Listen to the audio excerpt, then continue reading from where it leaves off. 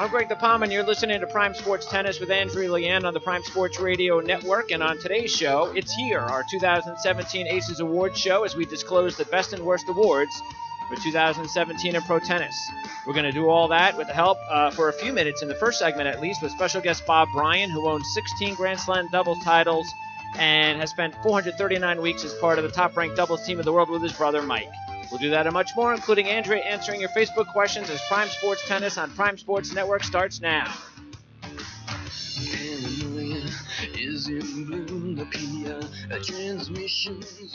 All right, it's Tuesday, the 5th of December, 2017. Thanks again for tuning in to Prime Sports Tennis with lead tennis analyst and former top 15 player in the world, Andrea Leanne. And Andrea, we've talked about this for the last couple of months. It's here. We've got a whole lot of awards to get to, but we also have a very special guest that we're very pleased that he's taken his time out to talk to us today. Yeah, award-winning Bob Bryan. Bob, actually 23 Grand Slam titles, a gold medal in the Olympics. You now at 39 years of age. I can't imagine anyone having it's going to be your 30th anniversary on tour next year, right? Yeah, I think it's 20, but it feels... 20, sorry. Sometimes it feels like 30. But, well, it's been a good run. How, when you go into another season, because are you the oldest player on tour? I mean, we all keep mentioning Roger, but quite frankly, you're older than Roger. Yeah, on the doubles side, there's a few dinosaurs out there. You have Daniel Nestor. I think he's 45 or 46. And Leander Paez is right there next to him. There's definitely a handful of guys over 40 on the double side. As you know, not as much wear and tear, so you can hang in there a little longer. But your standard of play has been absolutely par excellence this year. You're still winning titles. You're still in the game. You're still in the final stages of these Grand Slams. And, of course, we want to also mention that you had this incredible event this weekend down in Palm Beach with Jack Nicklaus. Raised a lot of money, had an incredible crew. I hear Serena Williams and lots of Jack Sock and a lot of terrific Tommy Haas as a golf and tennis thing. How did it go? It went really well. Yeah, we're really happy with how smooth it went. Couldn't have done anything better. We put a lot of hard work into it, and it seemed like the donors were super happy to be there. It was a really a once-in-a-lifetime experience for a lot of these people. We had some of the best tennis players in the world on the first day. We played a Pro-Am, played like 5 or 6 hours of tennis, had a dinner this is all at Jack Nicklaus's house. Wow. He has 3 grass courts there that rival Wimbledon. The quality's insane. I mean, he knows what he's doing with the grass. And his house is right in Palm Beach on the water. And we had dinner at his house. A little live auction. The Bryan Bros band played, and then the next day we went across the street to the Bears Club, and everyone played golf with guys like Rory McIlroy, who I'll take that back. It's Ricky Fowler, who shot a 61 like 12 hours before to win the tournament of the Bahamas. Dustin Johnson was there bombing away. Justin Thomas, Daniel Berger, who's a good buddy of ours, and his dad coaches Jack Sock, as you guys know. So it was just it was a blast. So it was a lot of fun for us. When you get to, after being on tour 20 years and you now are able to do some of these types of events, is it kind of give you a window into the future of things you want to do with your foundation? As, obviously retirement looms at some point. We hope you stay around forever, but do you see another chapter after the competitive days? Yeah, I mean, we definitely see this as our last chapter in our tennis career. So we're looking for things to do, post tennis, and that's going to be getting more involved with the foundation.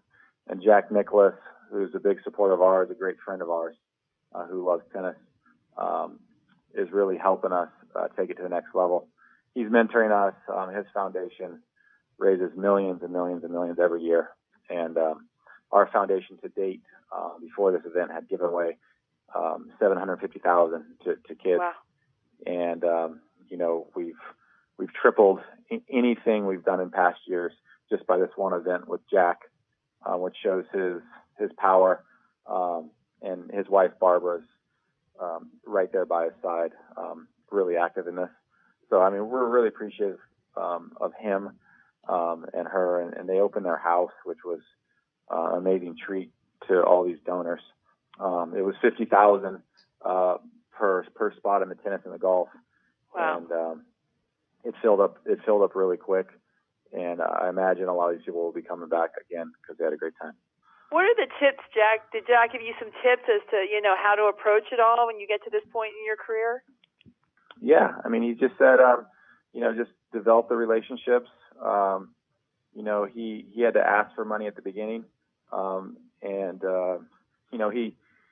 Before he asks, he plays a few rounds of golf. He gets to know them on a personal level and becomes friends. And then, if he has to ask for some help, he does it then. But now he says, people are calling him to donate. So he's developed the relationships, has many friends that now are just willing to call Jack and offer help. So, this is the beginning for us, I feel, but this was a great start. It's really going to launch our foundation. Well, when you have a foundation, Bob, of course, how important the media is. So have you thought about, well, let me ask you a question. If you actually ever decided to get into, or if you or your brother decided to get into broadcasting, or let's say somebody said, okay, one of you two have got to take the bull by the horns and be the spokesman for the foundation as far as the media concerned, who would it be? I think it would be me. I think it's me, but Mike kind of took a back seat on this one. He's gonna pick it up next year. So I've been doing a lot of the interviews, and Golf Channel was there the whole weekend, and I did most of the interviews. But I guess I'm feeling good. Mike will pick up the slack. When I'm a little bit down, but that's the thing about having a twin. We always have each other's back, and the other guy doesn't have to bring it every day. It's just one of us, I guess. All right. Sounds good. Well, you always got a home here. That's for sure. You guys are doing great work. I could never take your job. No, that's okay. We, like you said, though, we've been doing this a while. You've been doing what you've been doing a while, but you do have that second career coming, and anything that we could help, we'd be more than happy to do that. Now, before we let you go, we have this award show. So we've got some awards that we got a ton of awards we're giving out, but we've got a few of them that we wanted to ask your advice on. Sure. And let's start off with who you think would be, if you had to give the award for hardest working male tennis player of the year, who would you give it to? Hardest worker. Man, that is everyone Dimitrov? so dedicated. Just kidding. Right now. I would say, Dominic Thiem. The guy, every time I'm in the gym, I see him there. He warms up for an hour before the matches. He cools down. He's the one guy that I'm always seeing out there. And I get, maybe sometimes it hurts him because he might work too hard. And he plays so many weeks, but that guy's a workhorse. Okay. We've heard about, of course, Roger Federer and the big year he has had. But what do you think was the biggest match of the year? If you had to pick one match, a singles match that stands out in your mind that really kind of set the tone for the year, what would it be? Yeah, no question, the Australian Open final. Yeah. When Roger was down the break in the third, and he might have even been down some game points. That for me kind of turned the tide in that rivalry. Rafa had really an upper hand, as we all know, and Roger played fearless. He played aggressive. He was taking his backhand so early. I've never seen him play that kind of carefree. And then he went on to beat him 5 times in a row, which was amazing. Rafa, as you guys know, we finished the year number 1, but Roger won some really big matches against him, and I feel that was a result of that match. I agree with you, actually. I picked those two. And I wanted to ask you, though, because when we look at the surprises of the year, and we see this, a lot of talk about the next-gen group and next guard with Kyrgios, Sock. Of course, Dimitrov ends at number 3 in the world, Zverev right up there as well, Sasha. Who do you think is really leading the pack as the next guard? Or what was the biggest surprise you thought this year in men's tennis? Well, Mike and I always fill out the rankings, what we predict that it will finish up at, and we were way off this year. obviously with a lot of injuries and a lot of absences. The biggest shock was just seeing Rafa and Roger come back and take over that top spot. As far as the young guys, I mean, a huge shock was seeing Jack Sock go from 24 in the race to qualifying for London and going to the semifinals. I mean, he went from, like a mediocre year, I guess, by his standards, to an amazing finish, putting a lot of money in the bank and solidifying himself as a top 8 seed at the Australian Open, which is going to be a huge help to stay out of the way of those big guys early. So he took his career to another level. You know Jack so well. You've played with him on the Davis Cup teams and so forth. What turned it around so much at the end there? Because he had a great beginning, and as you said, he plateaued and mediocre in the middle of the year, and then all of a sudden came on strong. What do you think the difference was? Well, he was down 5-1 in the third to Kyle Edmund, first round of Paris. And he was going away. It was not looking good. I was watching the match. It was on a low atmosphere court out on like the side court in Paris, and it was a late night, and he like sabered a couple returns at 5-1, almost as like a joke, not really trying something crazy, and he ended up winning those points, and Kyle Edmund just kind of went deer in the headlights, and Jack turned it on, got through that first match, and then started an amazing run. He obviously the draw opened up with Rafa pulling out, but I mean Jack finished the job. Del Potro lost to Isner in that quarterfinal match, which would have solidified him the 8th spot. And I think Jack just puffed his chest out, got a ton of confidence from that win, holding up that trophy. I mean, it's not. Some guys go their whole career. Some great players never win a Masters 1000. Right. And for him to get that trophy is going to make him a different player in 18. All right, Bob, I know you got to run. Before, though, you do that, for any of our listeners out there, go ahead and tell them where to go, where to find out more information about your foundation. Yeah, we'll be posting stuff on Instagram. My handle's Brian Bros. Jack Nicklaus has Instagram. We'll be posting more information in the next hours to come about next year's event. But, it's called the For Love Tournament, and this was the first year. We had a great time. Awesome. And we're going to see you in Australia playing doubles and mixed, or doubles? Definitely doubles, and if the body feels good, you'll see me on the mixed court. With Serena? Wow. If she's down there, I would love to play with her. Yeah. But, she's a busy girl, so I don't know. Busy girl. Well, we thank you, Bob, for taking the time out, and congratulations on the weekend. What a great event. Well, I appreciate you guys having me on the show. You got it. Thanks, Bob. All right, all the best, guys. Okay, take care. All right. Once again, Bob Bryan, and for tennis fans who've been following tennis for the past 15, 20 years, they know that there has been no better doubles team. And the name recognition, because they're twins, makes it just a great marketing deal as well, and makes it very easy to remember who the best men's doubles team is, and maybe the best of all time. Well, I think they lead all the charts. They've been around longer, I think, than any team in men's tennis. And also, I was just watching their Speedo ad. It is so great. Now they're starting to get a huge marketing campaign behind them at this stage in their career, and it's so much fun. And it reminds me what great role models they have been on and off court. And I think that's so important because they've represented the U.S. in Davis Cup every time they've been called upon. They have been there at the Olympics. They have been there at every single venue. And they always post, and they always give 150%. They always entertain the crowd, Greg.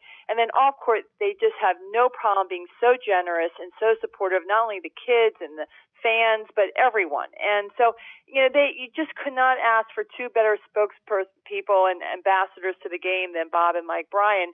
Great family. Wayne Bryan, see him all the time. Always helpful, always terrific. and so wise, so smart. And when you look at Bob and now how he's spearheading this terrific foundation effort, is just great to see them giving back to the game, giving back to other people as well. So I was really thrilled that he came on, because I think he actually has many more chapters now to go on, because he's formed such an incredible platform with his career and his record with Mike. And I'm happy they come in. And also, I agree with everything he said. I picked the same things on our awards, because we have a long list. Yes. So let's go ahead and get started. We'll start right at the top with Female Player of the Year. So I don't know if you have two or three nominees, or if again every award is going to be different. You might have just one that sticks out, or you might have two or three runner-ups. So do you have any runner-ups, or do you go straight for the top? Well, I'm going to go. The runner-up is our Facebook choice. Actually, our Facebook response was Simona Halep. They overwhelmingly chose Simona Halep. Now I'm going to tell you, on Facebook we have about a 60% fan base in Romania. There you go. I've never seen such a strong fan base on our Facebook than Romania. And of course, this was the week that Simona Halep was named one of the wealthiest people in the country. Of course, Jan Chiriak is tops the charts, but Simona Halep, for the first time on that list, was named Person of the Year, of course, a couple weeks ago. The accolades continue for Simona Halep as the number one player in the world, the year-end number one. She is now training in Romania. She's got Andre Pavel and her fitness trainer, and Darren Cahill to join shortly, her coach.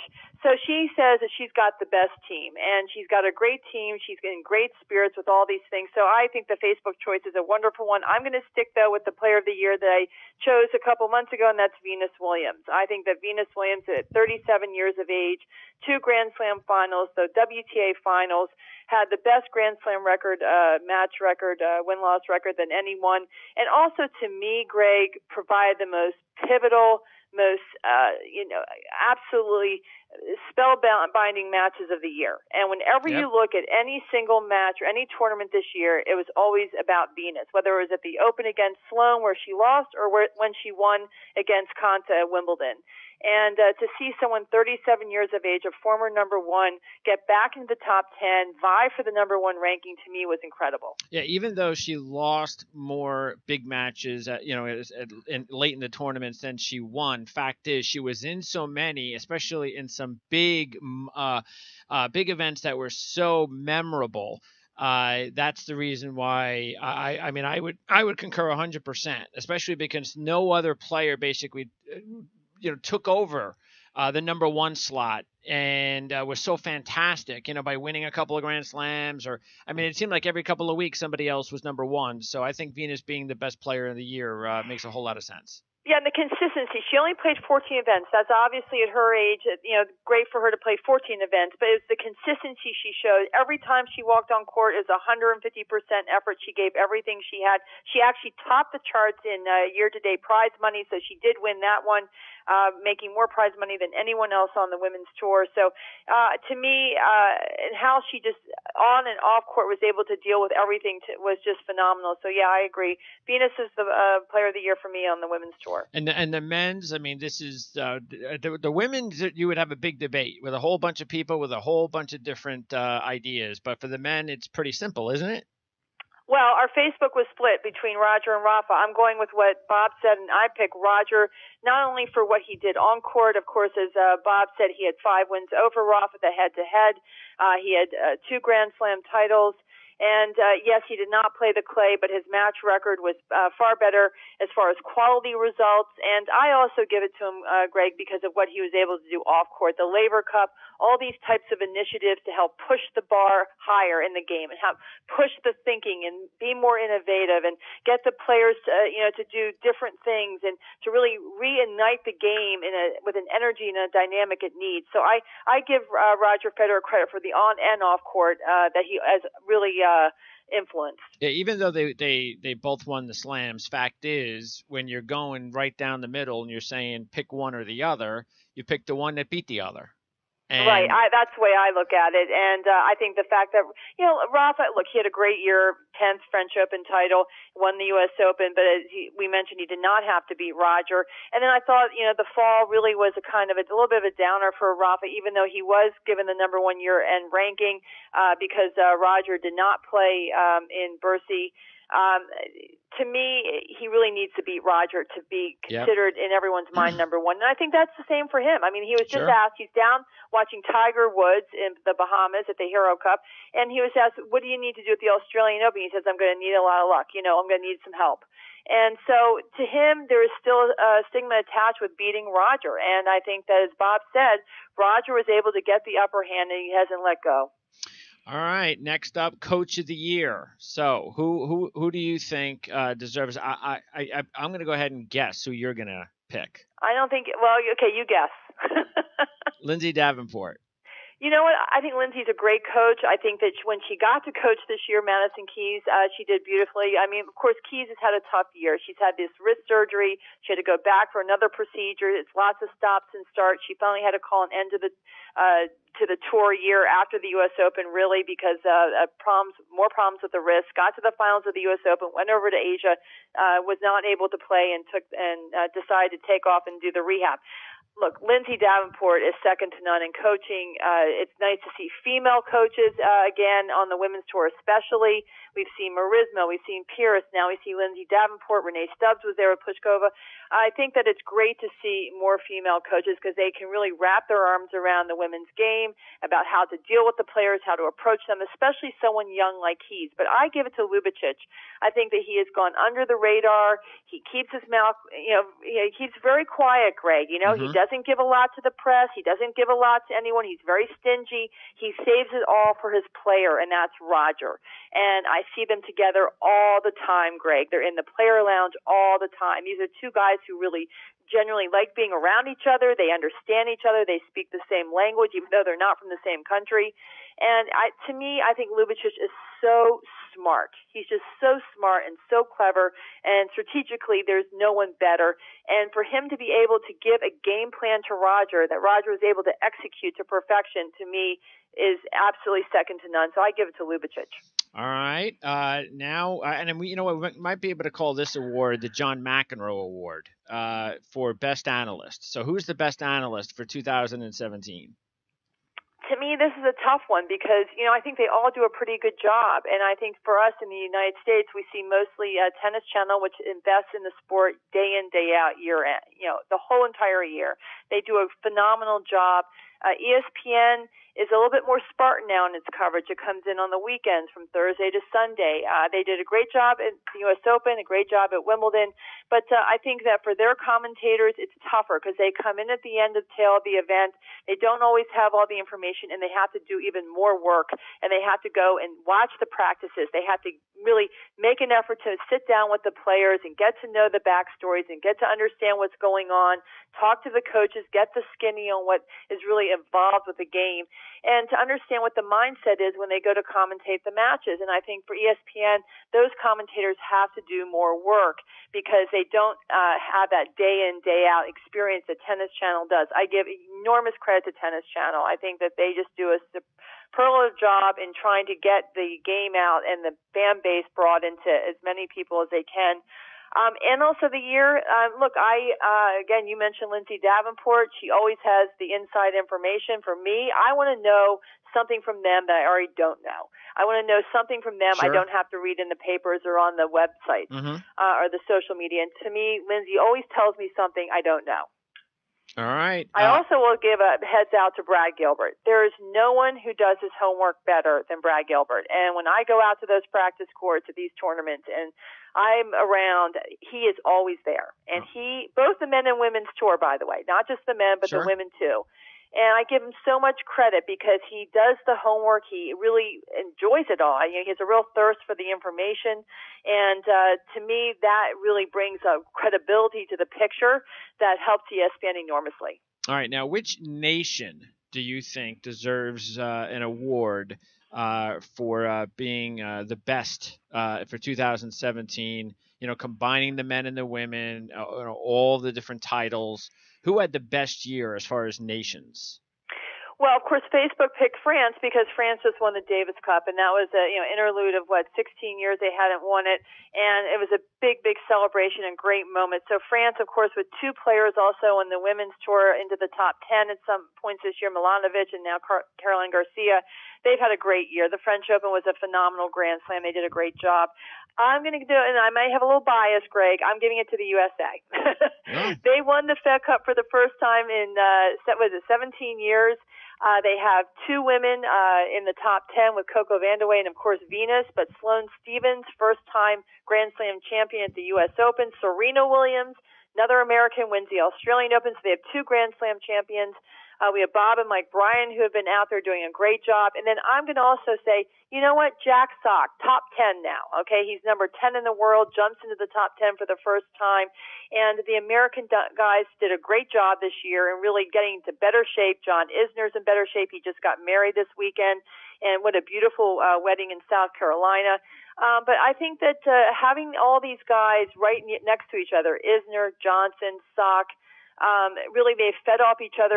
Sam Querrey, who was at the wedding, he perhaps had the best year of all. If you really want to look at some of the results, beating Rafa in Mexico and Andy at Wimbledon, and so many huge results. The U.S. Open, the quarters. That they are feeding off each other, and it's really pushing each other to play better tennis and setting the bar higher. So I'm giving it to the U.S. I also give it to the USTA. I think they are really just evolved enormously this year, and the programs and the site in Orlando, the USTA site there, has been done phenomenally well. And they aren't just sitting on their laurels. They're really getting out there and trying to make things better, and they're trying to evolve and really concentrating on what the big picture is. Yeah, matter of fact, I think I looked and found out that the U.S. had won more pro titles on all the levels than any country, any nation. So keep that in mind. So I don't think. Well, there you go. See, no bias. That's just a fact. You're choosing the U.S. then. Yeah, that's a fact. Yes, and I do. All right, so let's get now to the award for the tournament event of the year. And this is, in my mind, and I think you'll say too, this is easy, and that's got to be the Australian Open, because so many things happened at the Australian Open to kick off, which would be an incredible year. But with Federer winning as the 17th seed, with Federer's win over Nadal in the final, with Federer's win with Wawrinka in the semis, with Nadal's win in 5 sets over Dimitrov in the semis, with Serena beating Venus in the finals. You're not even mentioning your girl Coco. With Coco going to the semifinals. With Lucius Baroni making it to the semifinals by upsetting Radwanska and Pliskova. I mean, you had more drama at the Australian Open in those 2 weeks than any other event. It was a great way to kickstart an incredible year. Well, I agree, and I agree with Bob that the Australian, the match, Roger beating Rafa in the final, set the tone for the whole year. It shut the door on Novak. It shut the door on Andy, and it really showed that these top 10 guys who are not 100% physically or not up to the task mentally really were going to shut down their years and do a Roger and take the 6 months off or take however many months off they needed to come back 100%. And we saw once Roger won that, and it was the miracle Grand Slam victory for him, and it was just such a shock to everyone that he can come back from 6 months of not playing, of the knee surgery, and at his age to beat Rafa and beat everyone in that run. You're right, it definitely set the tone for the year. And as we said, we immediately saw Novak and Andy take a back seat. They couldn't take it, whether it was ego or physicality. They ended up not playing really well the rest of the year, if any at all. So, I agree with you there. I think the Australian's a phenomenal event. I played it every year of my career. I've been there dozens and dozens of times. And it's just a friendly atmosphere, Greg. It's so laid back. Everything's friendly. They make everything easy for the players, everything easy for the retired players.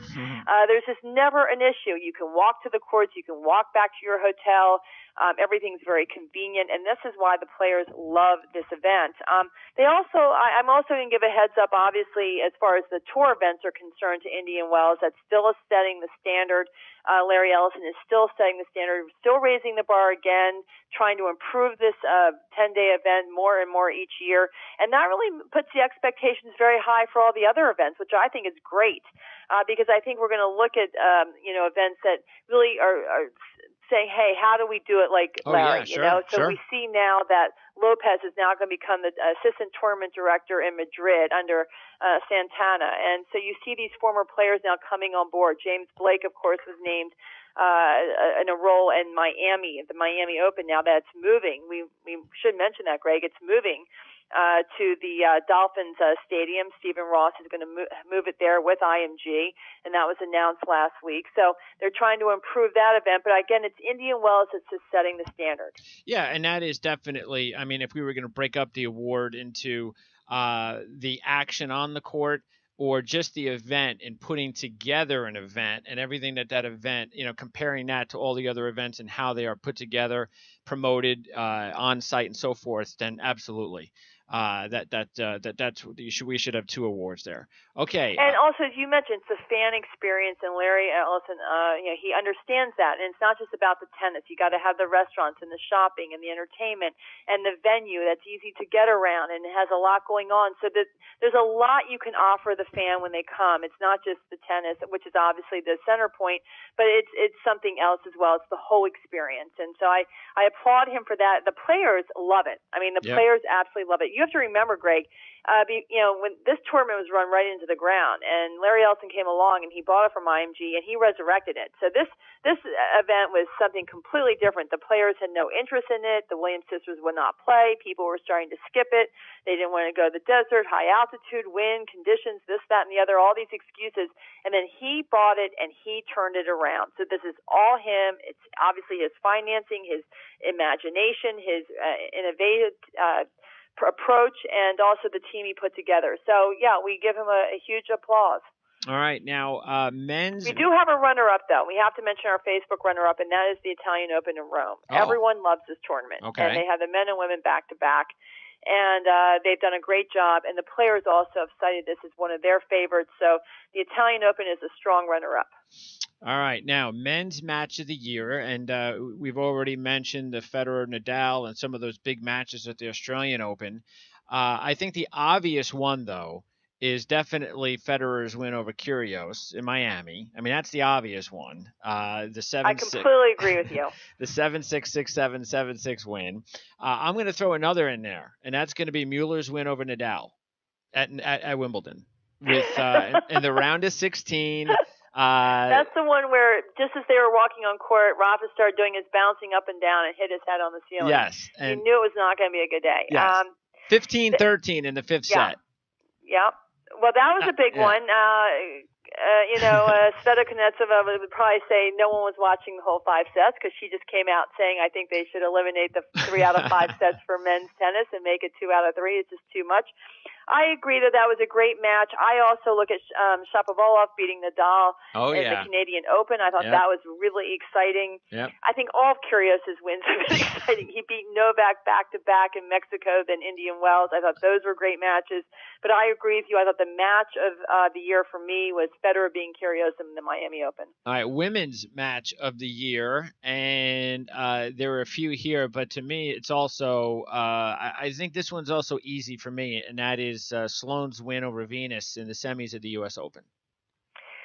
Well, that was a tough one for me to watch, and I agree with you. I applaud Sloane. I mean, she was so humble and modest in that victory. I mean, it was a tough one because, there's a lot of backstory, and here you have Venus, the former number 1, 37 years of age, calling upon every resource she has physically to stay out there. I mean, here she is in the semifinals of, their 3rd Grand Slam of the year. And then Sloane coming back from the foot injury and all that entailed, and being off most of the year, and all of a sudden having this spurt in the summer in the hardcourt season just in time for the U.S. Open. It was a phenomenal contrast of styles, of personalities, of everything. So I agree with you. That was a great match. I think that, as we mentioned, any match that had Venus in it this year was always a nail biter, and it was always an incredible, resourceful energy and effort that she showed out there for someone her age, and all that she has been through as far as the physicality, the Sjogren's, and to be able to compete at that level for so long, to me, was unbelievable. And I got a couple others. I got Pliskova's win over Ostapenko in the 3rd round of the Australian, 10-8 the 3rd. Greg, you have a great memory. Wow. Of course, as you know, Ostapenko had match points in that. Yeah. Well, that's the one where we said after that, we said, watch out for Ostapenko this year. That's right. That's because at that point, nobody knew who she was, really, unless you're a diehard, tennis follower. Your average tennis fan really had no idea who this girl was. And, but you could see. Well, then we followed her, and she learned from that win, she said. She got to the finals of Charleston, where we did another whole thing on her, where she was not very gracious in her runner-up speech, but that was okay. We don't mind. We love the attitude because we knew it was the type of attitude that would take her far. And a month later, of course, she wins her first Grand Slam at the French Open. Yeah, and I have to tell you, that match between Ostapenko and Halep, I thought was one of the more memorable matches of the year. Oh, yes, definitely. And I think we even have maybe something in there for that one a little bit later on. Men's upset of the year. Okay, so now there's a couple different ways to look at this. You can go, okay, well, what about Easterman's win over Djokovic? Again, Australian Open. I mean, how many of these Australian Open stories are we going to have? And that's why it was the best event of the year. Second round, he's down 2-1. He wins. Misha Zverev upsetting Murray at the Australian Open in the round of 16. But another upset that isn't so much a major upset, but I just think because of the event itself, which was an upset that nobody really expected and saw coming, was when Sam Querrey came back down 2-1 to blitz Murray 6-1, 6-1 in the fourth and fifth. I think Querrey had a lot of big matches in Mexico. Of course, he won titles in Mexico, beating Nadal, beating Kyrgios, and you mentioned then beating Murray at Wimbledon. Can you imagine beating Murray at Wimbledon? Yeah, I agree. Those were incredible. To me, Shapovalov beating Nadal, the Canadian Open, the Canadian young teenager. I mean, goodness gracious, he was supposed to play a challenger the next week. That's where he was in the rankings, outside the top 100. No one even expected anything. He's not a big guy, small guy, lefty. No one really, they knew he was talented, but we only knew him from that Davis Cup incident with the umpire and hitting the ball, injuring the eye of the umpire. And so we really didn't know about his tennis. And boy, was that a display, Greg, to have the real backbone and the grit and the composure to beat Nadal in such a big arena for him with that Canadian crowd there, that hometown crowd, to me was phenomenal. And that to me was one of the biggest upsets of the year. All right, women's upset of the year, and several that I remembered. Shelby Rogers kick-starting the Australian Open, beating Halep in the first round. Katerina Makarova 6-1 in the third set over Wozniacki in round 2 of the U.S. Open, and Rybyakova's win over Pliskova at Wimbledon in round 2. Those are some that I remember. How about you? The biggest one I remember that I think really set a tone at a time where the tone needed to be set was Bouchard beating Sharapova in Madrid. We remember Sharapova came back with a lot of fanfare. Mm-hmm. Not a great campaign when she first came back. She came back very acerbic, very kind of unfriendly, unlikable at the Porsche Stuttgart. Kiki Milanovic ended up beating her there. But it was not until she got to Madrid and got on the court with Bouchard, who had been a huge critic of her, called her a cheater, and everything else. And there was a big backlash behind the scenes with the administrative tour officials towards Bouchard. They tried to counter all this. They had their PR people try to counter all this, try to support Maria. And the players, though, were staunchly opposed to what was going on. They did not like what was happening with this campaign and this return. It wasn't about Maria's tennis or about Maria's on-court. It was about the whole thing off-court, and they felt it was not handled properly, and they didn't like to be browbeaten and bullied about having to support someone they did not want to support. And it was Bouchard who went on court, who had not won a match, Greg, practically the whole year. I mean, her ranking had plummeted. She couldn't beat her way out of a paper bag. And somehow or another, she had Thomas Hogshead as her coach, the former Sharapova coach, who was able to tee her up to get on that court and somehow beat Maria Sharapova. And that, to me, was one of the biggest moments of the year. And every single player, I don't care what anyone says, everyone was watching that match. Everyone was cheering for Bouchard because they did not like the entire backbone of the campaign. And to me, that's what put the Sharapova campaign to bed. They realized it wasn't going to work, that the players were going to speak up, and you never underestimate player voice.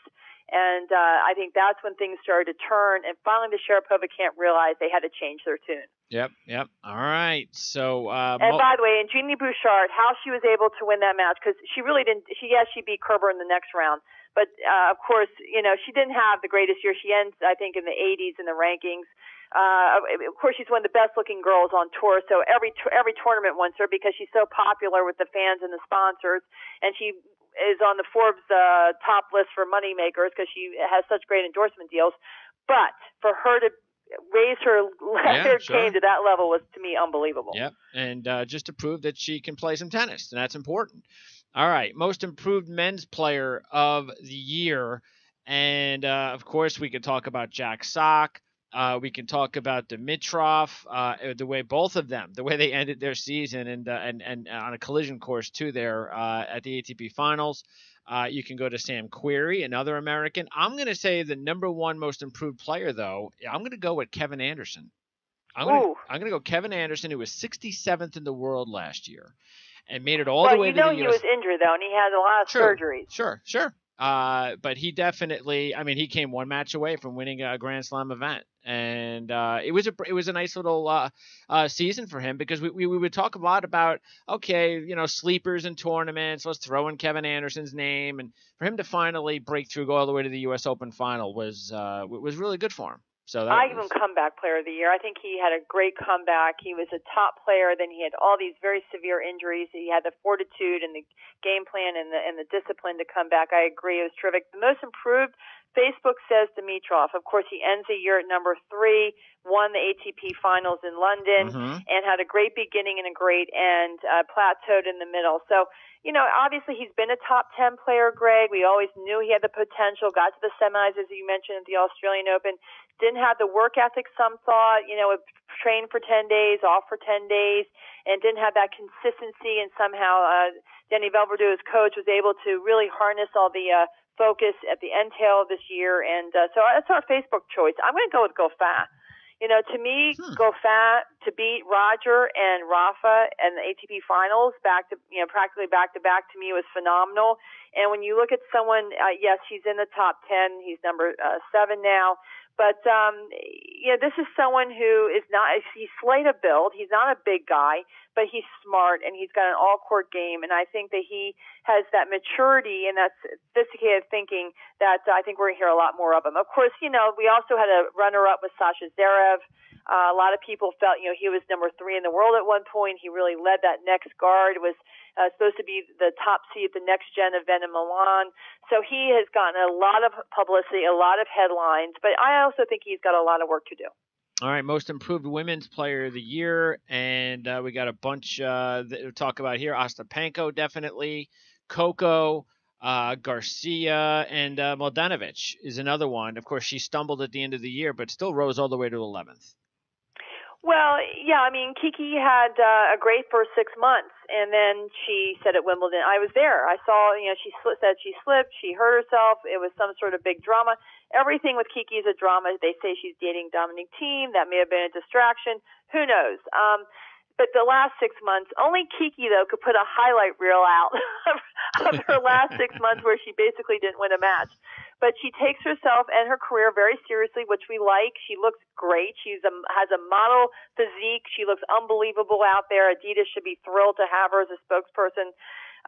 But I think Ostapenko finally started to listen to her coach. And I think that she certainly made the biggest changes to her game to win that French Open. I also give a big shout out to Caroline Garcia. This is a girl, and this is why I name her the most improved. Boy, has this been a journey for her this year, Greg. You have to remember she was just part of the number 1 doubles team in the world with Kiki Mladenovic. That was really her claim to fame. Everyone thought she was talented but didn't have the mental, was kind of erratic on court, bad shot selection, would choke in the top big points. So they thought this was about all she could do, a top 20 player, number 1 in doubles, and that's good. I always played second fiddle to Kiki, of course, was the understudy, always overshadowed. And it took a lot of guts, Greg, for her to say, you know what, I'm not playing doubles with Kiki anymore. I'm not playing second fiddle. I'm doing my own thing.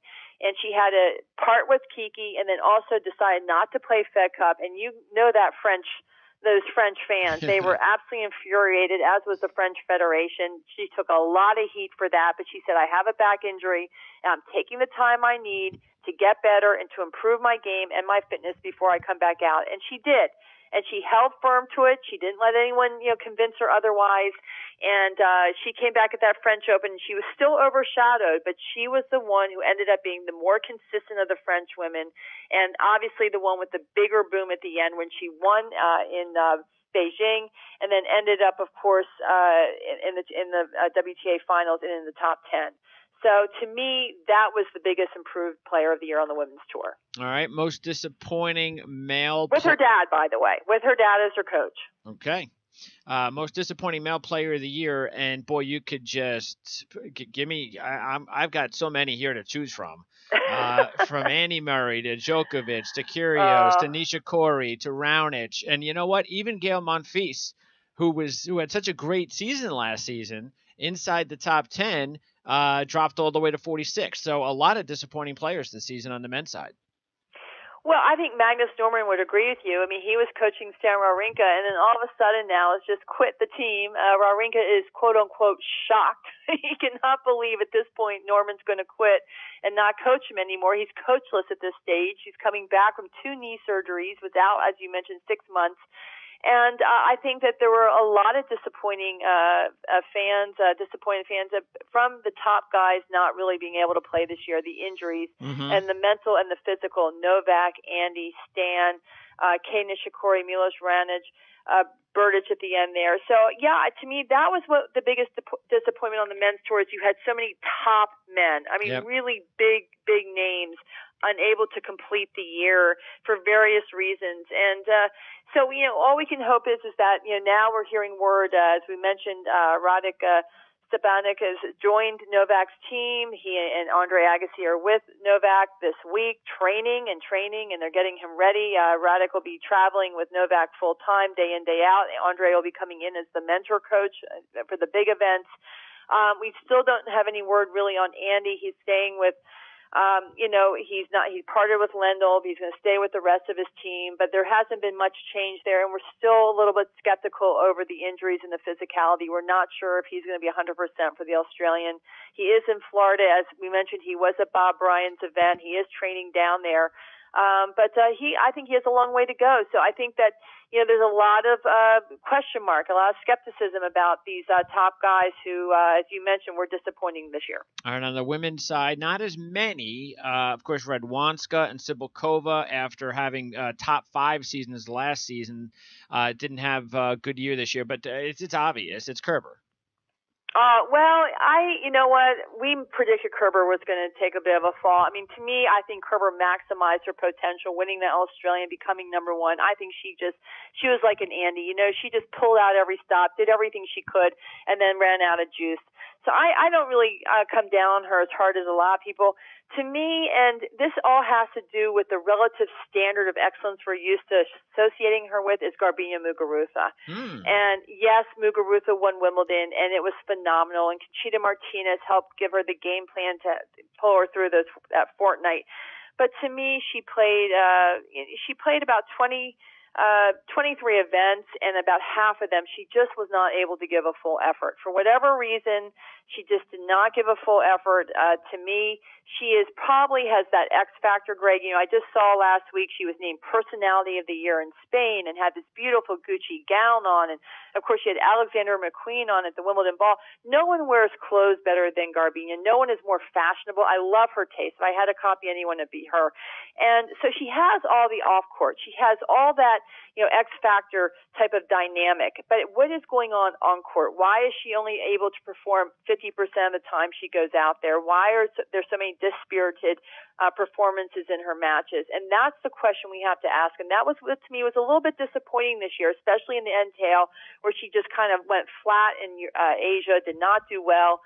WTA finals was a huge disappointment when she had the number 1 ranking on the line, could have grabbed it back from Halep. So to me, that's really, she's been an enigma this year. The press has left her alone. They don't push her. The tour doesn't do much with her. And so she's been able to really, close herself off, be very isolated from all this. But we don't know the story. And to me, that is going to be one of the biggest question marks in 2018. All right, now male and female breakthrough player of the year. I'm going to go ahead and to me the male one should be pretty easy for me. It's Dimitrov. And for on the women's side, I'm going to give it to Svitolina. Okay, well, I'm going to go with Jack Sock for the male breakthrough player of the year. Dimitrov's been in the top 10. We all knew he had the potential, but Jack Sock has not. He's been outside the top 10. We didn't know if he could really break through. He, as we mentioned, had a great beginning of the year, then plateaued and really did not play well, had very disappointing performances at Wimbledon and the U.S. Open, some nagging knee injuries. We didn't know if he was listening to the coach, if he was training hard enough. He was hanging out with Nick Kyrgios, which was never a good thing, while Dimitrov was training with Nadal or Federer, the hours and hours and hours on court you needed. Sock was hanging out with Kyrgios at home in Kansas City. Not terrific. So we're glad that he was able to turn it around. To me, I think he's on a better frame. If Jay Berger has helped really harness again that focus and keep him tunnel vision as far as what he needs to do to train and be the best, terrific. But to me, that was the biggest breakthrough for him to win Bercy. As Bob said, coming back from 5-1 down to Edmund, and to win Bercy and then get to the ATP semis in the finals in London was quite a performance from him, but also should give him enormous confidence of what it really takes to be the best.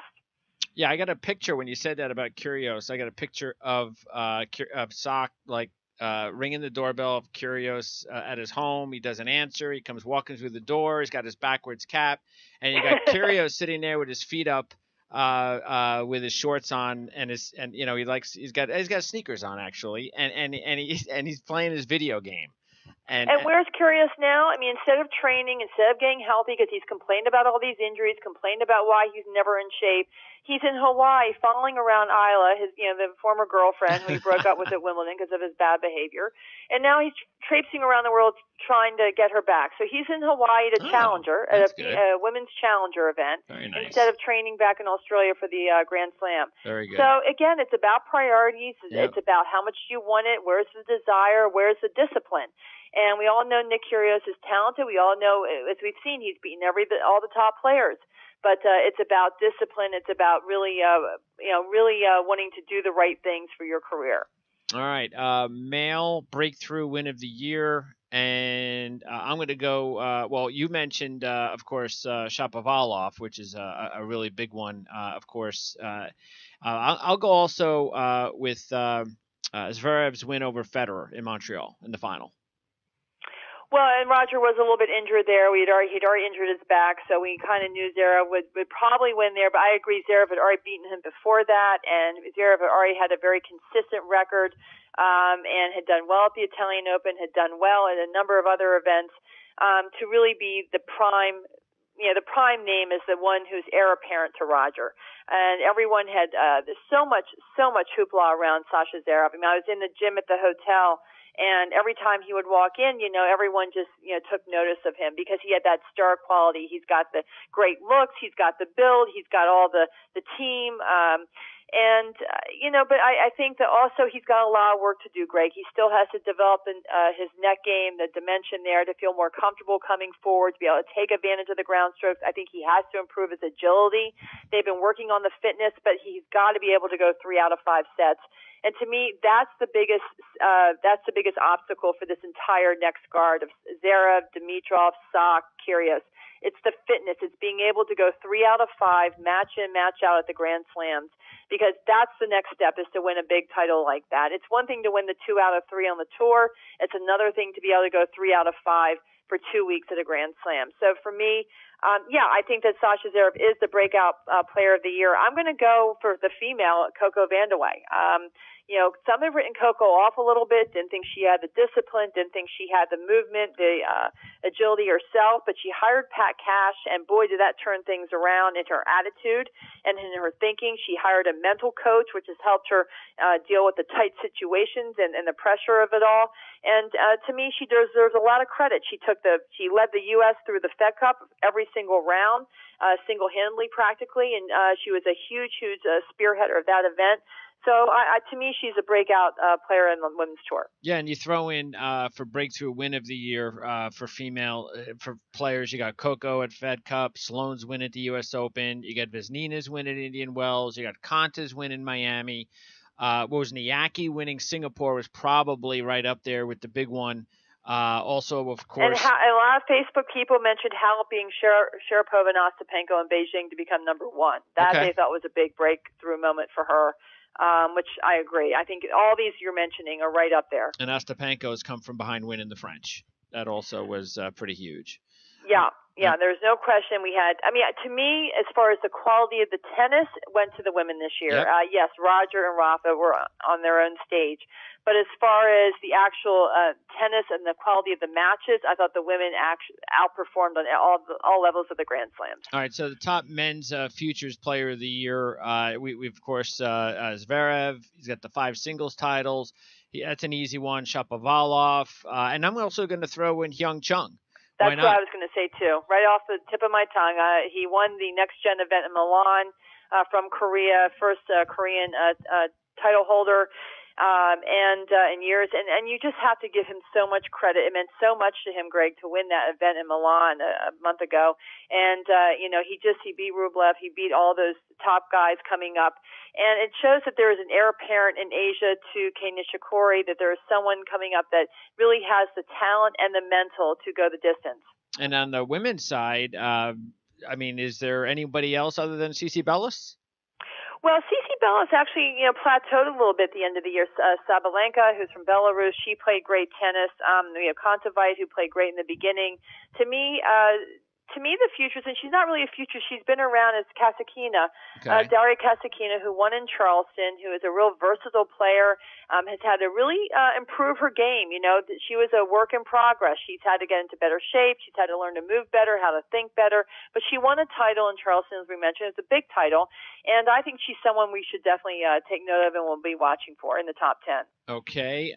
Now we had Bob Bryan going ahead and giving us male hardest working player, Dominic Thiem. So you've got hardest working female player of the year?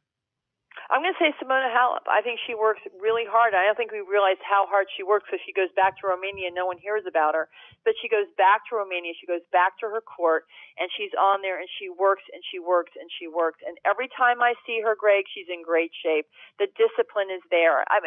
Muguruza's in great shape. I just was watching tapes of her conditioning workouts that she's been doing since November 18th.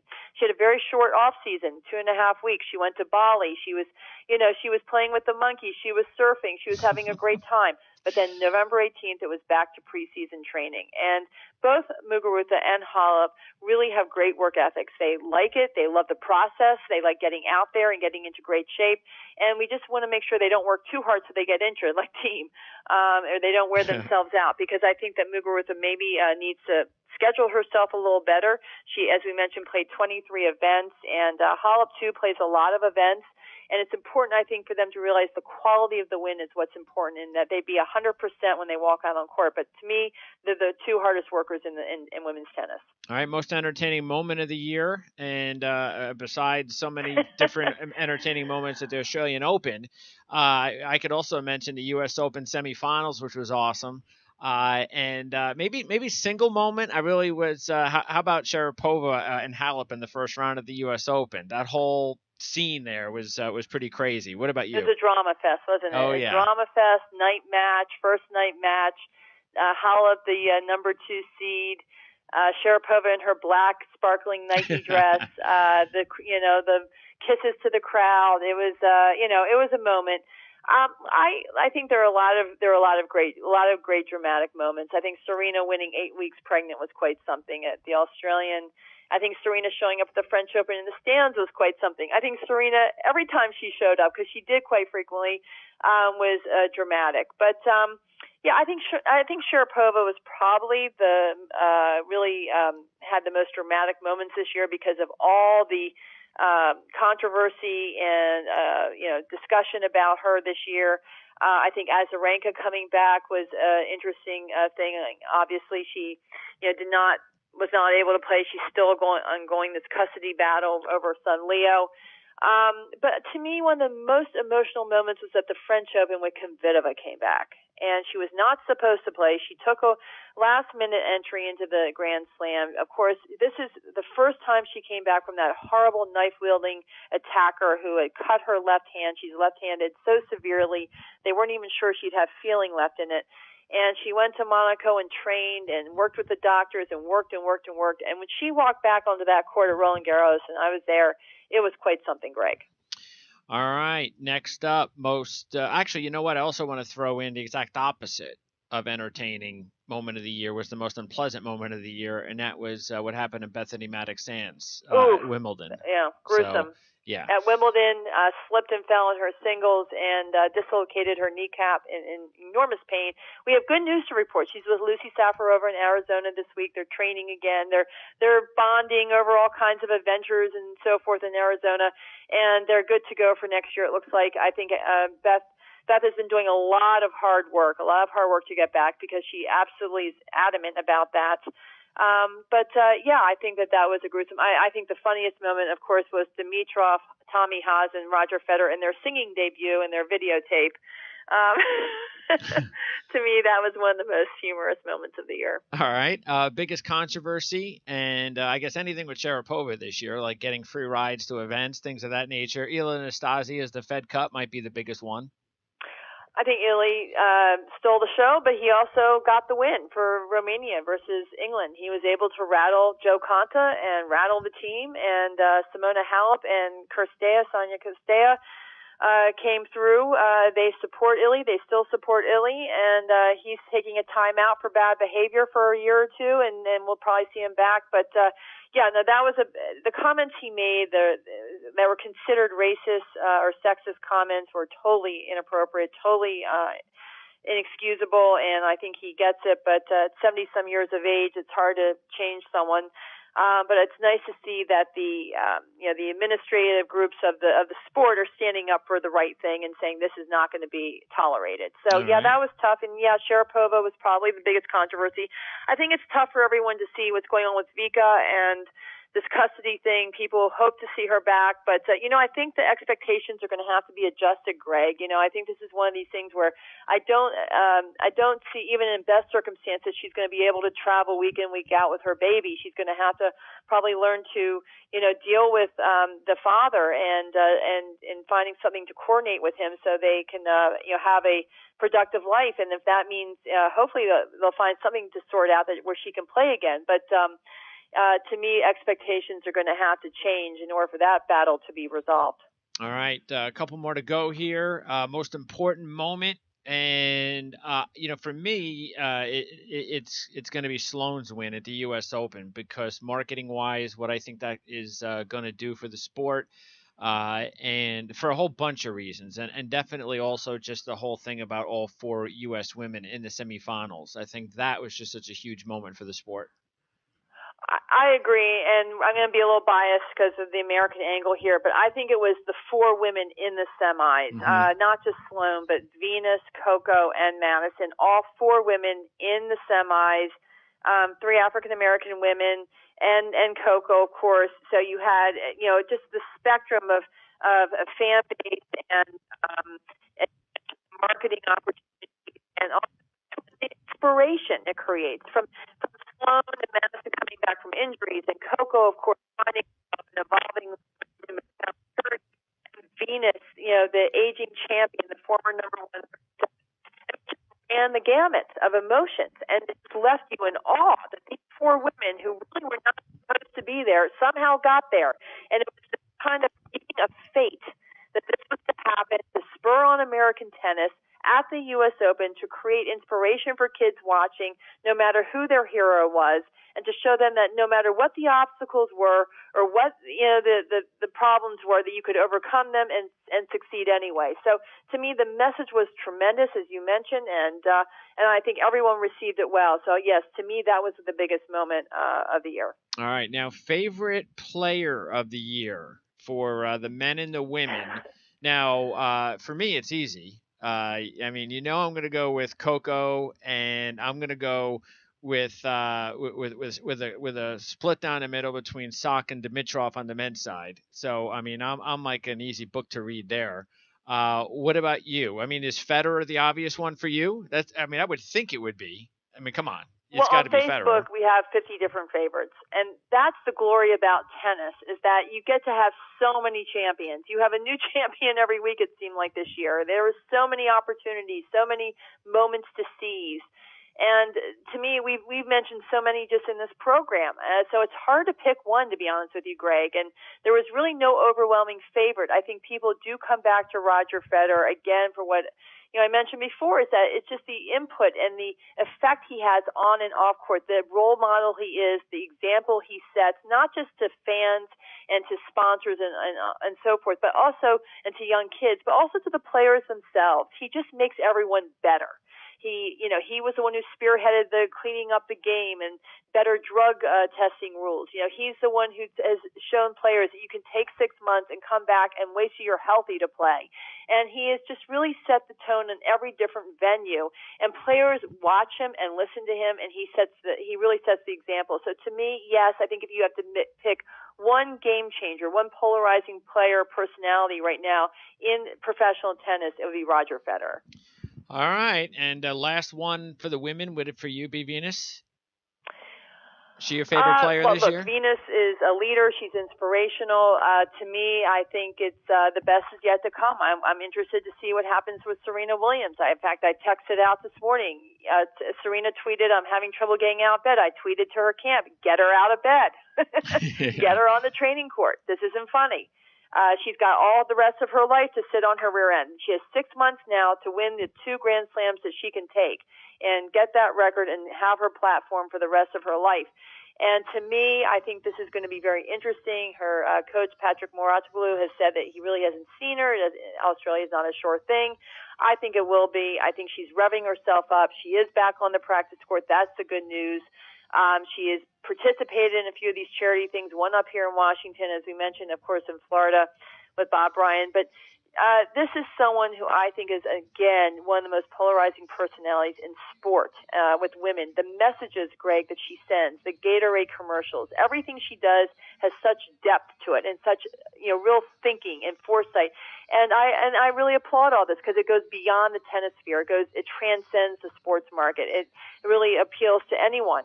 And so, to me, I think that the best is yet to come for 2018 with her. And speaking of 2018, our next show is actually going to be our 2018 season preview special. So that's going to be coming up. And we're also, of course, going to be getting ready for 2018 with the first event in Australia. So we have one more show to go as far as getting everybody ready for the 2018 season. We'll have predictions and all that kind of stuff. So that should be a lot of fun. We want to thank Bob Bryan for joining us, of course. And I believe he said Bryan Bros on Instagram. I think that's where you can go check out his For Love tournament. Of course, you can Google the information. And we look forward to talking to Bob in the future as well. And very happy to have him on the program.